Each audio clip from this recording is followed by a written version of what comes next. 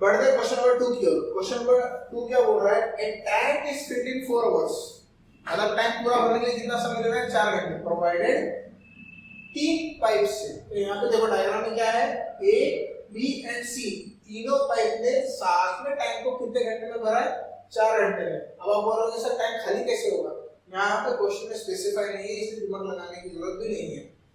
Pipe सी, अब efficiency की बात कर रहा है, pipe C is twice fast as B and B is twice fast as A, how much time will A take alone to fill the tank. Question ये बोला है, तो देखिए हमको एक रिलेशन बनाना पड़ेगा ए बी और सी के बीच में, ठीक। क्वेश्चन में बोला है कि बी को सी से 2 गुना टाइम लगता है टैंक को भरने के लिए, ठीक।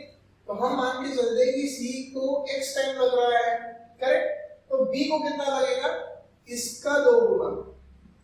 अब इसका 2 गुना कैसे किया, बड़ा ही सरल, मैंने इसको मल्टीप्लाई किया 2 से, तो ये आ गया 2x। सिमिलरली b का क्या बोल रहा है, b is as fast as c as a, तो यहाँ पे कैसे आएगा 4x। अगर 4x कैसे है उसको समझते हैं। b का एफिशिएंसी a के एफिशिएंसी से 2 गुना है, इसीलिए 4x। तो यहाँ पे मुझे एफिशिएंसी क्लियर हो गई है। अब यहाँ पे आपको समझना है कि a अकेला कितने देर में काम कर सकता है, उसको देखते हैं। तो देखो यहाँ पे a plus b plus c तीनों फिलिंग का काम करने से माइनस कहीं भी लिखा नहीं है, और 1 के पूरा टाइम भरने के लिए, तो मुझे यहाँ पे इंडिविजुअल कैलकुलेट करनी है। a का एफिशिएंसी कितना है 1/4x, b का एफिशिएंसी कितना है 1/2x, और c का एफिशिएंसी कितना है 1/x। अगर मैंने x का वैल्यू निकाल लिया तो मेरा आंसर आ जाएगा। देखेंगे कैसे निकलेगा।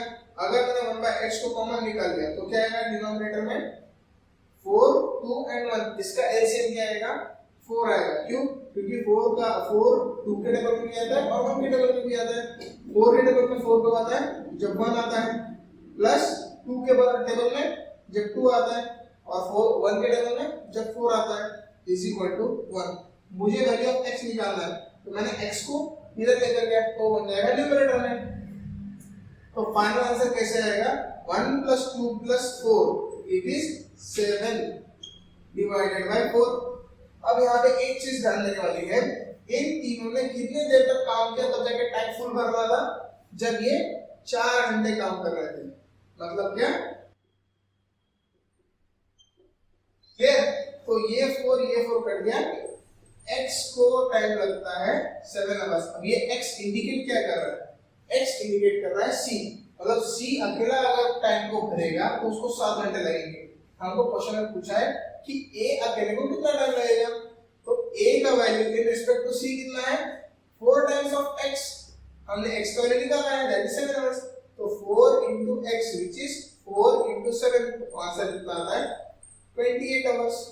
यही क्वेश्चन में अगर पूछते b अकेला कितना ले रहा है तो कैसे निकलता, b is equal to 2x, क्योंकि यहाँ पर हमने इंग्लिश में नहीं बनाया है। तो 2 into 7 is equal to 14 hours. ठीक है, एक बार फिर से समझ लेते क्वेश्चन को। क्या बोला है, 3 pipe a b and c तीनों ने अगर टाइम को भरा तो 4 घंटे का टाइम लगता है, 4 घंटे का टाइम लगता है। तीनों ने सबने टाइम को भरा तो इंडिविजुअली c कितने देर में भर सकता है x टाइम में, तो उसका रेट हो गया 1/x। b अकेला कितना कर सकता है 2x, इसलिए 1/2x। क्यों, क्योंकि एफिशिएंसी वैसे गिवन है।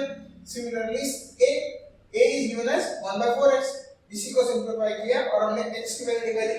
ये x की वैल्यू c कितना ले सकता है टाइम वो इंडिकेट कर रही है। हमको निकालना क्या है a, तो a का relation with respect to c कितना है 4 into x या 4 into c। तो c का वैल्यू जो भी आएगा हमने उसको a से मल्टीप्लाई 4 से मल्टीप्लाई किया तो हमको a का वैल्यू मिल गया। ये था इस क्वेश्चन का सॉल्यूशन। अब बढ़ते हैं हमारे आखिरी क्वेश्चन की ओर, जो कि बहुत इंपॉर्टेंट है, ठीक है।